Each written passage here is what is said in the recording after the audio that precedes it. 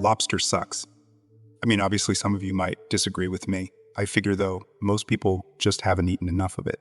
Trust me, it sucks. I used to eat it all the time. Nothing at all special about it except maybe its price. I could be wrong though. I hate all seafood in general, so I might not be the best expert. What? No, it doesn't. Lori playfully scoffed after I mistakenly blurted that out loud. She looked at me again with that same look. It was nice. I honestly have no idea what these looks mean, but this one was beautiful. Sometimes I just can't help myself around her. I tend to say whatever is on my mind or heart.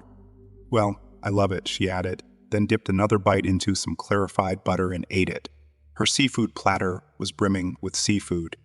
They designed the plate like the lobster was the star. It looked nice, but that is one plate that I was glad not to touch. I was more than happy with my simple burger.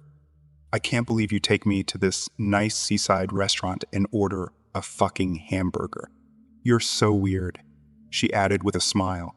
Damn, she is so gorgeous. I can tell she put a lot of care into getting ready for our date tonight. Her wavy, auburn hair flowed down to her bare shoulders.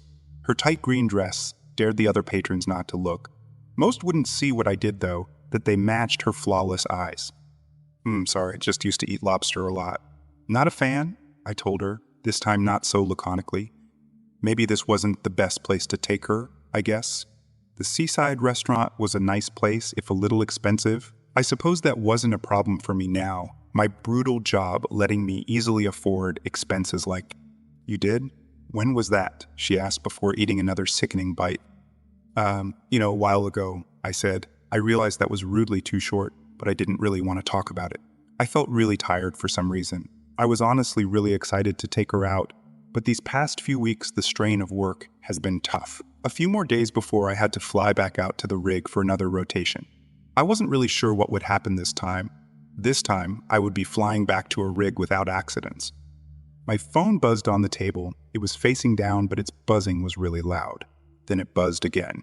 Then again. Then again. Then it buzzed like someone was calling. Fucking hell. What's that? She asked, with maybe a small look of concern. I looked up to the ceiling. Damn it, I knew it was too good to be true.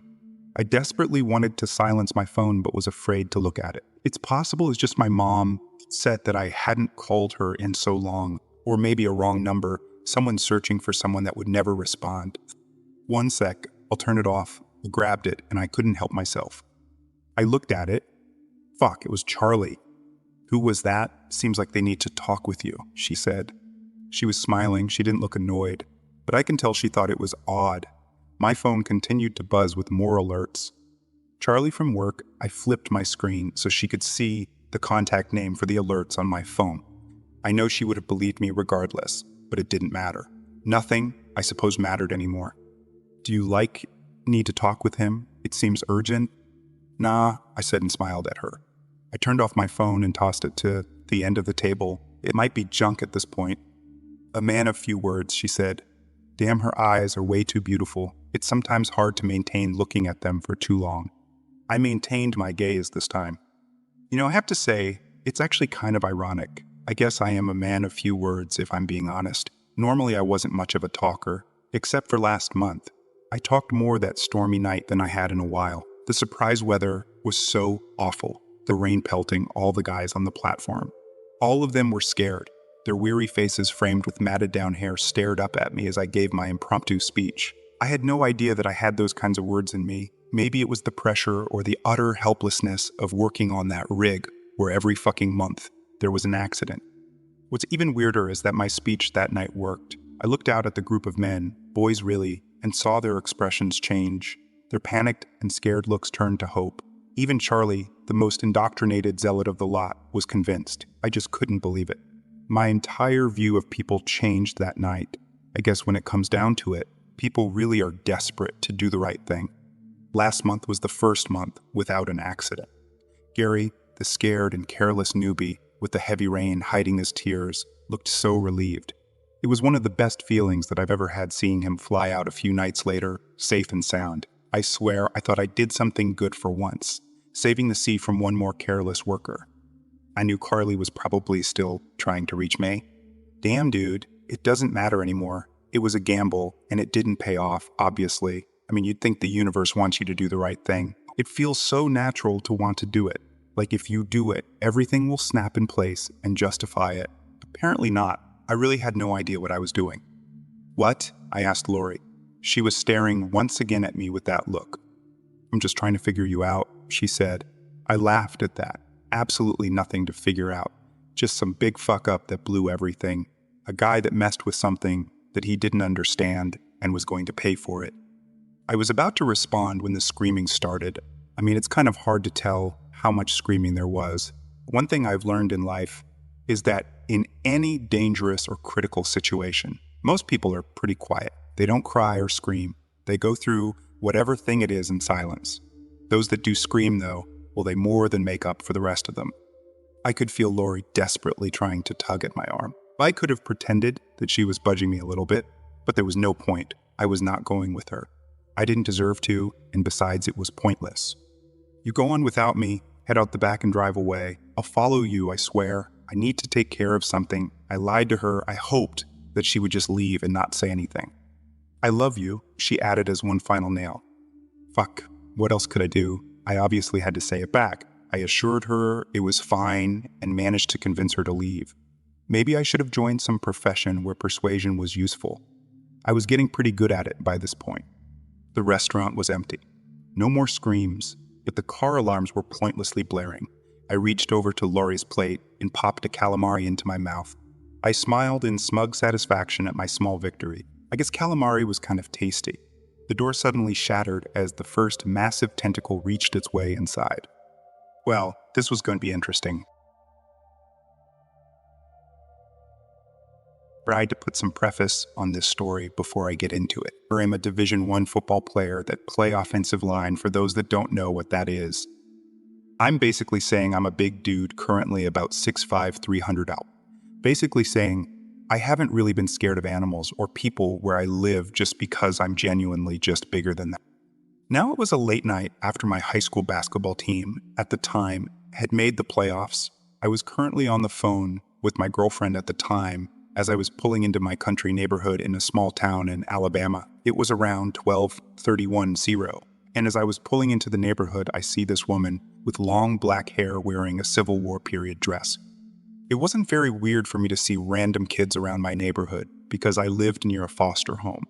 What freaked me out, at first it was January, February, and at this late at night, it was freezing. To pull into my neighborhood, I had to drive past her. I slowly, going about 3 p.m. past this woman, and really didn't know what to do as I passed. She was still staring at the ground. As I checked my rear view mirror, her head snapped up and I saw an extremely evil-looking face. I hung up the phone and was going 65 to my house. As I mentioned, I am a big dude. When I arrived at my house, I sprint up my porch stairs and into my room. Me being my size that woke everyone in my house up. My dad enters my room to check on me and me telling him everything that's happened. He asked if I was on anything, and I told him of course I wasn't. He told me to get some sleep, and I of course couldn't sleep.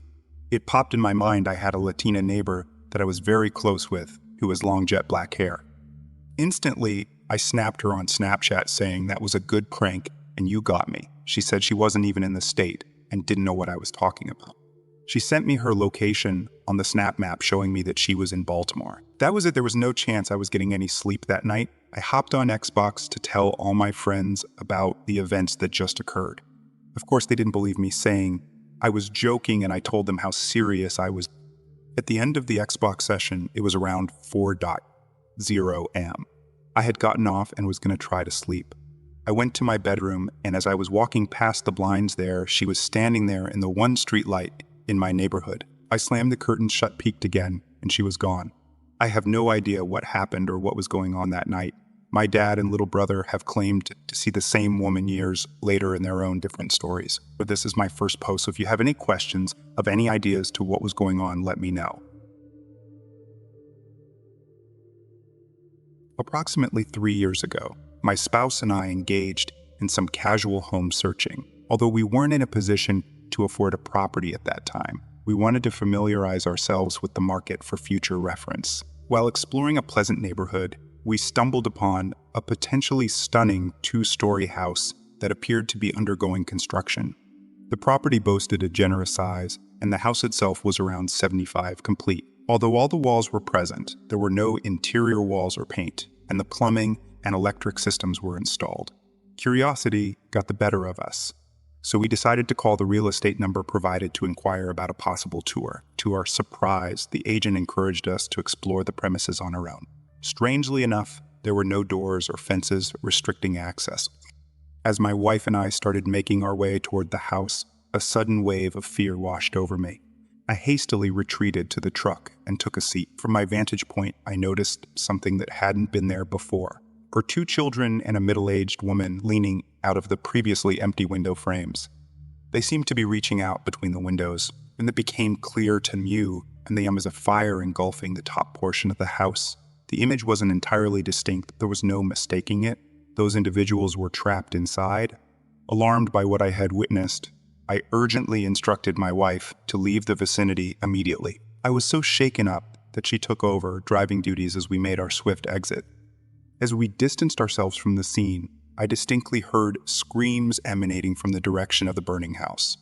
Strangely enough, my wife hadn't seen anything out of the ordinary. She mentioned that while observing me gaze at the house, she could clearly sense that I had witnessed something. Additionally, she recalled hearing what seemed like a scream, but dismissed it as the sound of a tire screeching. A few days later, I made the decision to reach out to my cousin, who was employed by the fire department. I inquired if he had access to property histories through his role in the information office. Without divulging any details about my own experience, he managed to retrieve the file pertaining to that specific address. To my surprise, the records revealed that the house had suffered extensive fire damage a decade earlier, resulting in the tragic demise of the entire family. In light of this information, he advised against considering it as a sound investment. To this very day, I have actively avoided driving past that house once more.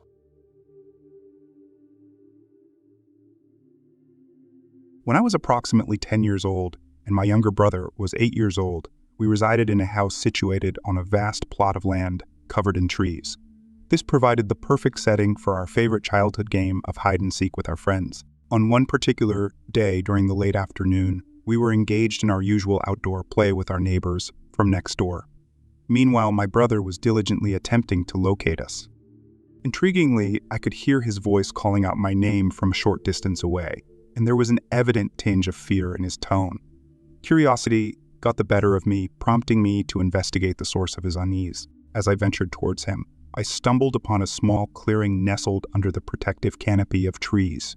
To our astonishment, this clearing housed an inexplicable entity that defied all logical explanation. It appeared to us as a colossal figure, entirely white in complexion.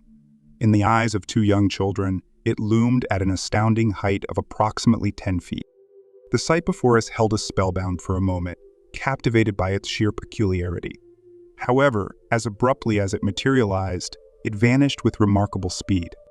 It seemed to effortlessly glide through the surrounding trees, rendering our attempts to pursue it futile. Its movements were almost ethereal, as if it were floating through the air.